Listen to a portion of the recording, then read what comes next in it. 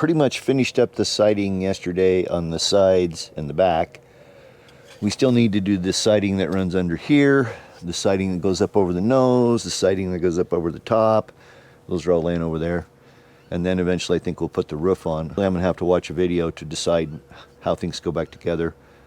I think that the roof goes on and then this last piece wraps around the corner of the nose here, which I've got hidden because it's going to rain.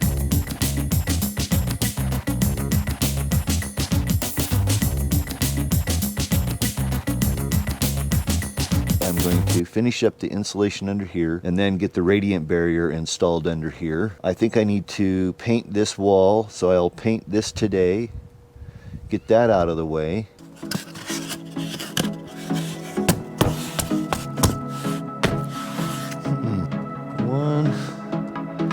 Quarter.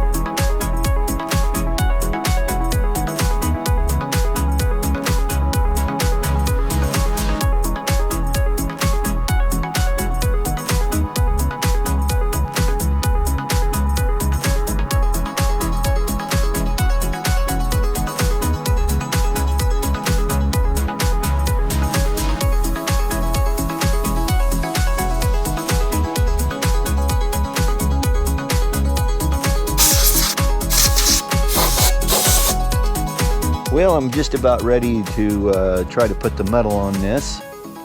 I'm going to paint this, mostly just for protection. It's not seen,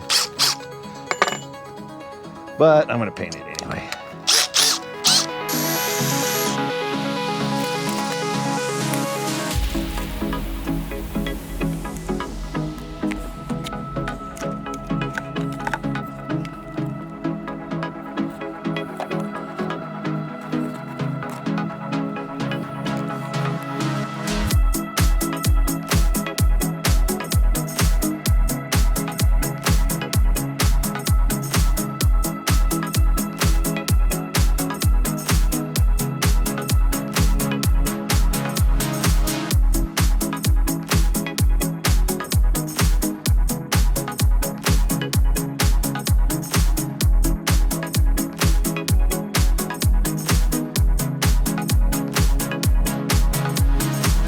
So, do you know this trick? Cleaning a roller. You just take and put it in a 5-gallon bucket. Hold it up like this.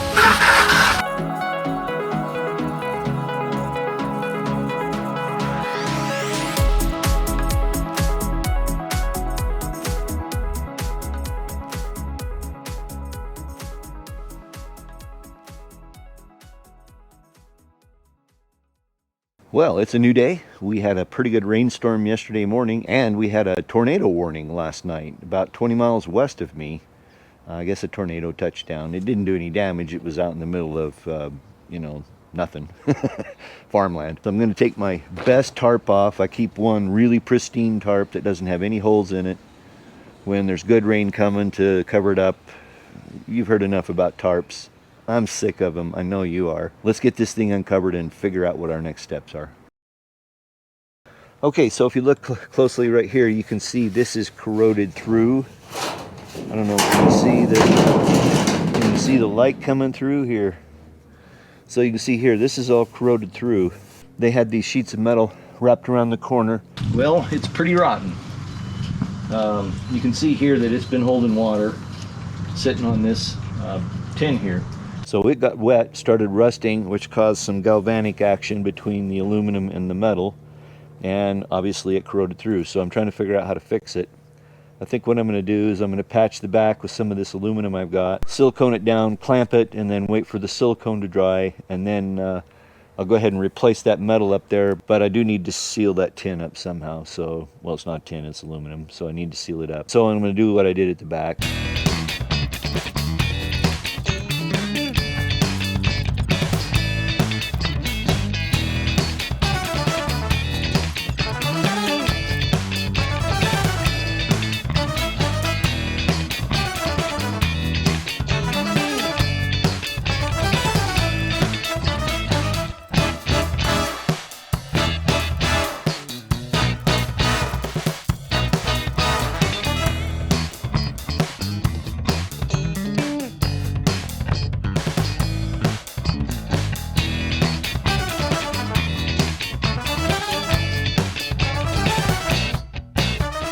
Today we're tackling this piece of metal that I've been prepping.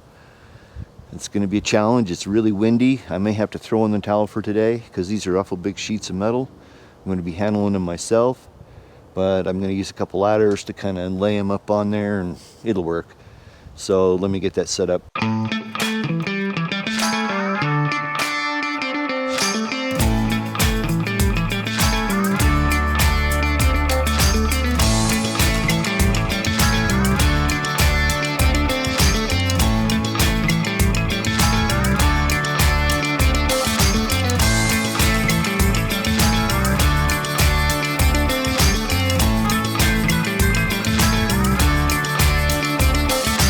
Because I like to keep it real, I goofed up and I forgot to transfer the marks where the studs are up here to the wall here so I could find them when I was putting this metal up. So I got to do that real quick.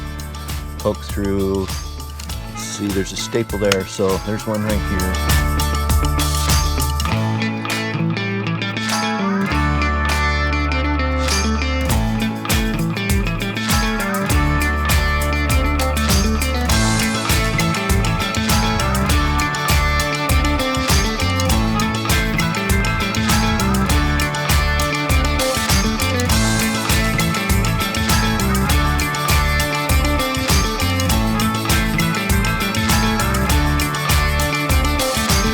So I have a bunch of this. I think this is 2mm ply, something like that.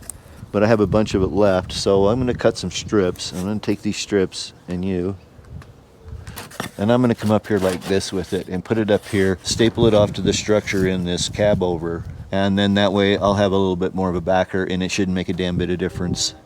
In fact, you know what? I just had another thought, and this is okay, I'm thinking out loud, but to follow my train of thought here. Everybody I've talked to, seen online, had interactions with through the videos that you're watching that have S&S campers has commented about how they put vents in this underside here, and that helps, I guess, the water drain out because inevitably it's probably going to leak. It's going to condense. And since I've got an airtight membrane in this insulation up here, it's really going to condense, I think. So I want to give some place for that to get away. So I was thinking of using, this 2mm ply as the backer, but then I got to thinking, hey, I need some airspace for the vents. And so I'm going to go ahead and use this 5mm, which is basically 1/4 inch. But I'm going to take and put that in here as the backer, staple it off, so that will give me an airspace that I can put the vents in. So I'm going to mark out where the vents go. Then we'll take this sheet down, drill for those vents, put it back up for the last time, and staple it off.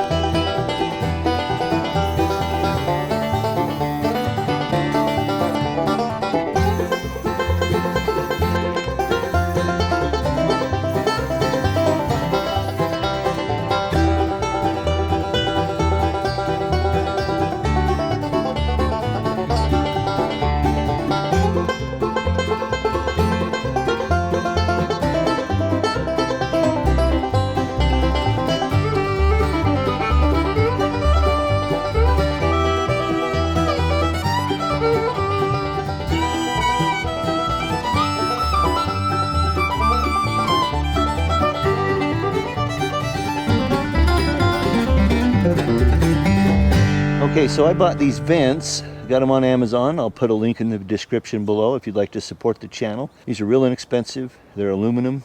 They have a little notch in the side. So once you get them in place, you can push that notch out and hold it in place. But since this doesn't fit perfectly flat, there's a little gap under here. I'll be siliconing them in. So I'm gonna go see if I can find some galvanized sheet metal or thicker metal than what I have. This aluminum, the stuff I'm using for patches, this isn't going to be big enough. I got goop on my finger. This isn't going to be thick enough. So I want some different metal.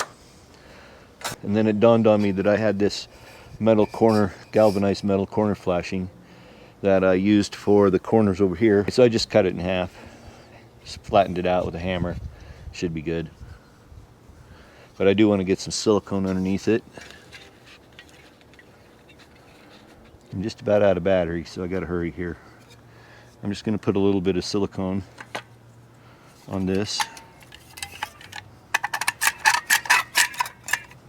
Right on this edge, really.